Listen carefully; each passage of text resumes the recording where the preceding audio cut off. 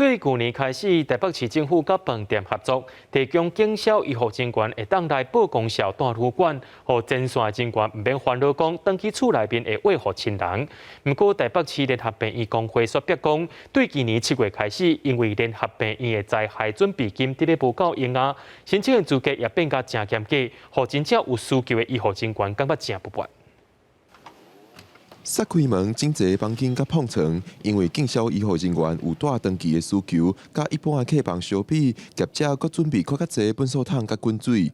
台北市为去年开始，甲侪饭店合作警消医护加油站，提供警消医护人员免费带房，互因免烦恼厝内的人会因为家己的工课有感染的风险。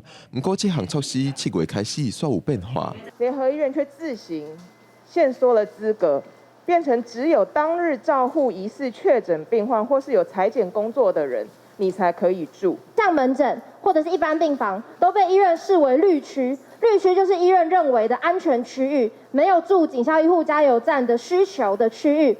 但实际上，北市联医每一个院区都有发生过院内感染，都有发生过群聚的状况。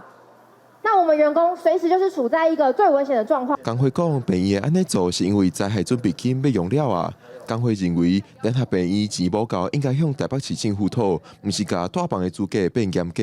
市府必须要给足够的经费，市府既然敢喊出政策，就要给足够的经费。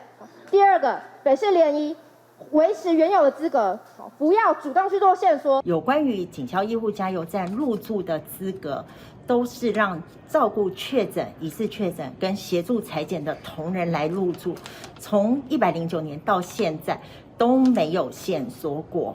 那我们现在也只是让这样子的情况维持，继续在执行。联合病院讲，为去年到即马已经向市政府申请4摆的灾害准备金，总共2600万。过去因为疫情较紧张，有小可放零资格，即马只是甲资格改转来，未来会看员工的需求，随时调整，避免浪费资源。